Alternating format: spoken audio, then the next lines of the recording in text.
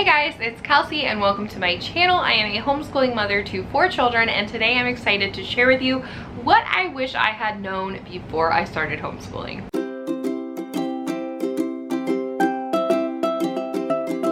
So today's video is a collaboration with my friends Davene over at Calm in the Chaos Homeschool and Shauna at Homegrown Homeschool. They are leading this collaboration and the playlist will be linked down below as well as their channels, so make sure that you check it out. So this is basically like what I wish I had known, what I wish somebody would have told me, or I had just kind of known going in, because I feel like sometimes when it comes to homeschool, we think we have this idea of what homeschool is, especially if we went to public school. We kind of have, I know for me personally, I spent several years looking into homeschooling, looking into what kind of curriculum we were going to use. I mean, literal years I spent planning our homeschool.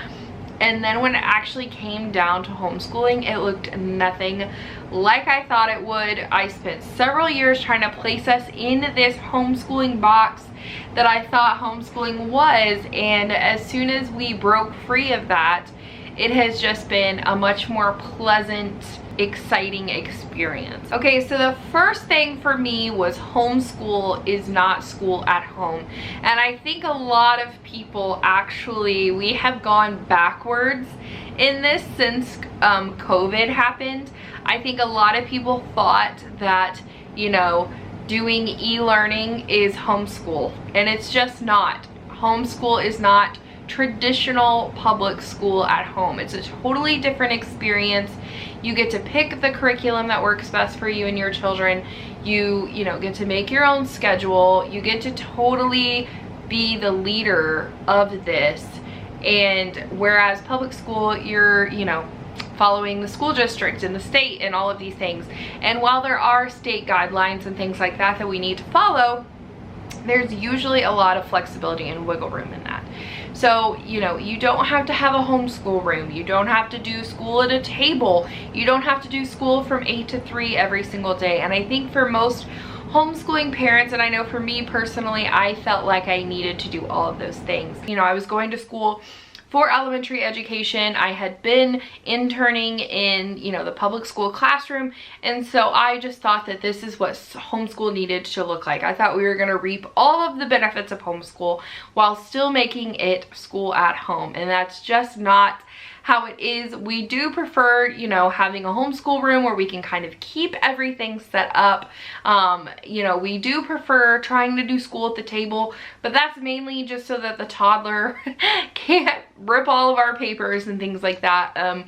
I definitely think we've become a lot more lax in this area, and I've just seen my kids really flourish and grow because of that. So definitely the number one thing I would say for me personally, and I think for a lot of other homeschoolers, is that do not put yourself in this home, school at home box. The other thing is that I would say is that it's okay to learn at your own pace and your own level. That is the number one reason why we chose to homeschool, is because of my experience in the public school system, seeing these children with very similar neurological issues that my oldest son had. Even at a very young age, I knew it was going to be a struggle for him.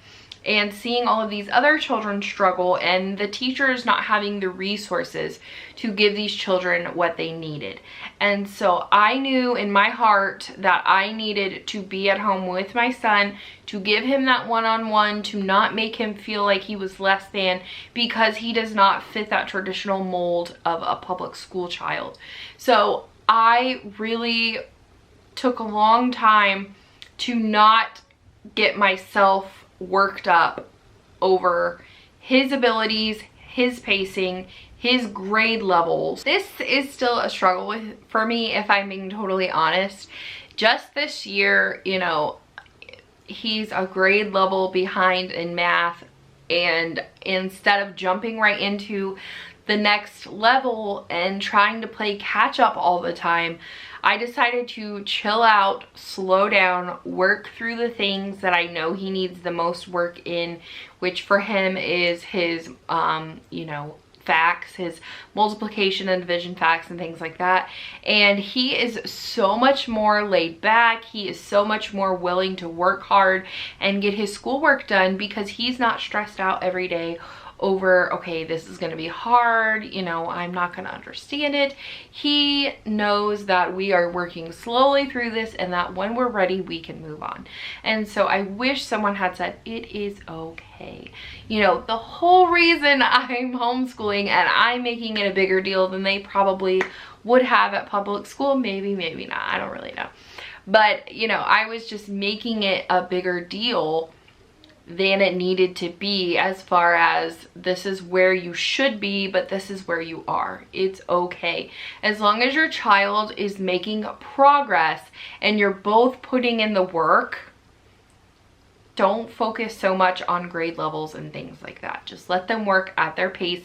They will eventually get there. I wish someone had told me that in the very beginning of our homeschool journey. Which leads me into my next thing, that not every homeschooler is gifted or a genius. You know, a lot of the time, children that are very gifted and are homeschooled, that's usually why they're homeschooled, because they're not being challenged enough at school. And there's just kind of this, you know, idea that if a child is homeschooled, they're automatically, you know, smarter than their peers or things like that. Now, I will say, in my experience, even though I feel like my children are behind in some ways, when we have, you know, done short stints of testing or things like that in certain subjects, so I can see where kind of, you know, holes and things like that are, they have always tested at or above grade level. So my children aren't really behind, but they're not overly gifted. You know, my children are all very intelligent and they're all hard workers and things like that, but they're not, you know, they're not skipping grade levels and everything else that people assume. So I think sometimes people come in with this expectation that if their child is not like this brilliant skipping grades and things like that, that they're doing something wrong. And it's kind of, you know, you can either go one way or the other. My child's either super behind or my child isn't advanced enough. And, you know, your child is learning where they need to be learning. So this next one is one that has always been hard for me. I am very sensitive to criticism and things like that. And, you know, when we first decided to homeschool, there was opposition from basically everyone we knew, because growing up, homeschooling was not what it is now. It was not as, you know, I know it's still very much, you know, like not that popular, but it was very taboo. Now I feel like I go several places, you know, in public and things like that, and people are like, oh, you homeschool, so do we. It's just way more common now than it was when I was in public school. And so I think my parents and grandparents and friends and things like that were all, they didn't know anybody who had ever homeschooled, and they didn't know anybody who was currently homeschooling. And so I think there was a lot of pushback, a lot of questions, a lot of questions about motives and things like that. And that's the biggest thing, is that your friends and family may not support you. And unfortunately, they may not support you even several years down the line. We have been homeschooling, gosh, we started when my son was in preschool. So he was 3, he's 11 now. So 8 years. And we still have family members who will make comments and things like that. And it's just like, after 8 years, do you really not see that it's so much better for our children, especially with everything going on in the world right now? The fact that people still try to make comments like, oh, maybe they should be in public school, is like, really? Do you really think that they should? I mean, all the other stuff aside, let's just look at all of the things going on right now, all of the oppositions and things like that. It is just, sometimes it's baffling to me that people still put public school on this high and mighty pedestal. And I don't want to go into bashing public school. I think they're, you know, my best friends send their kids to public school. There are several like wonderful, amazing, godly families in our church that send their children to public school. I don't have anything against public school. I wanted to work in the public school system. I think maybe, you know, when my kids are graduated and everything like that, I may one day go back and pursue that. But at the end of the day, I know I am doing what God has called me to do, and that should be all that matters. But unfortunately, your family and friends may not feel that way. They may question your motives. They may question if you're qualified. They may question whether your children are learning sufficiently enough because they do not know what homeschooling looks like. And in some ways, you know, for several years, we would try to be like, okay, this is what we're doing. But it came to a point where it's like, look, we're the parents. This is our decision. This is what we're going to do. You can support us or don't. But at the end of the day, we're homeschooling our children. And that's that.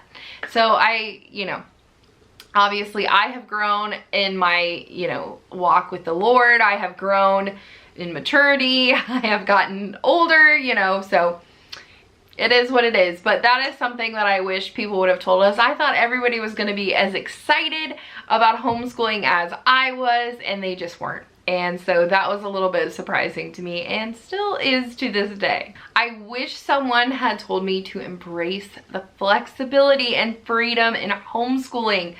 Oh my gosh, sitting down my crazy hyper 3-year-old to sit down to do school every day. No. I just wish I had known that. I wish I had known. Let that boy run. Let him play. Get him outside. Take him to, you know, museums and parks and zoos and the library, and let him pick books and let him do these things. Let him get his hands dirty. Let him do all of the things.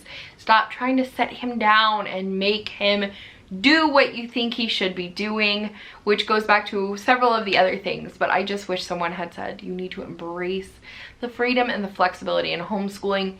You know, he will not be, you know, like 20 years old and not reading, okay? He was 3, 4, 5, 6 years old, and I was just always trying to get him to sit still and do school. And it doesn't need to be that way. It really doesn't. I had a comment from a family member recently where they said, when are you going to start school with her? She's really smart. You know, she knows her colors, and she can count, and she can do all these things about my 2-year-old. And I was like, yeah, so why would I want to stop her? She's clearly on a roll already. Why would I want to, you know, slow that down by making her sit down and learn what I want her to learn? She clearly wants to learn all of these things. I'm just going to let her learn them and just let her have fun and be excited about it, you know? So that's something I really wish that I had known and embraced, and if we could go back, you know? All right, and finally, this is one I still struggle with, and I want to tell you because it is that time of year. You don't need all the curriculum. I spent years and years and years searching for the perfect curriculum. And when that curriculum was not working out, I refused to give up, because there's no way in heck that it was the curriculum's fault, right? It had to be me, or it had to be my child, or whatever. This curriculum is perfect. Why is it not working for us? So I would move to the next perfect curriculum, and then when that perfect curriculum wasn't working, of course it's me or my child's fault. It couldn't possibly be that it's not a right fit for us. And so this repeated over and over and over. And at the end of the day, there are just certain things that work better for certain children, certain families, certain lifestyle. At the end of the day, we don't need all the curriculum. You know, I know that if you have been on this channel for a while, you know I really enjoy, you know, this eclectic curriculum lifestyle. I really embrace certain aspects of Charlotte Mason, and sometimes we bring in workbooks, and sometimes we do this, this, and this. And if there's anything I've learned over our last almost decade of home education, it is that you don't need all the curriculum. Honestly, sometimes all you need is books. Sometimes in certain seasons, all you need is to go outside in nature. In other seasons, sometimes all you need is following your children's interests. There's just going to be different things for different seasons, and at the end of the day, we don't need all the curriculum. You don't need to buy all the fancy stuff. You know, you can use what works for you in the season for your child. Like I said, maybe that might be books, or maybe that might be, you know, a membership to a science museum or something like that. You don't need to buy every single curriculum out there for every single subject. It doesn't have to be a perfect match. What might work this month may not work 6 months from now. That's okay. You don't need all the things, okay? That's the biggest thing I wish someone was told me. You don't need the homeschool room. You don't need all the curriculums. You don't need to have all the desks and the everything. Embrace the flexibility. You don't need all the curriculum. I feel like I'm going on a tangent in this video. I'm not trying to. This is just what has worked for us, and I am a direct person, and I wish someone had been direct with me. Like I said, I didn't know anybody that was homeschooling in real life back then. We didn't even have YouTube videos really. It was mostly like blogs and things like that. And so I just wish I could go back and change it, but we can't. We can only learn from those experiences and grow and share them with you all, so that hopefully you don't fall into the same traps that I did. Okay guys, so that is where I'm going to end today's video. Please let me know down in the comments. I would love to hear, what is the #1 thing you wish someone had told you before you started homeschooling? Again, make sure to check out that playlist down below with our wonderful hosts Davene and Shauna, and lots of other sweet ladies who will be sharing theirs as well. Thank you guys so much for watching, and I will see you next time. Bye.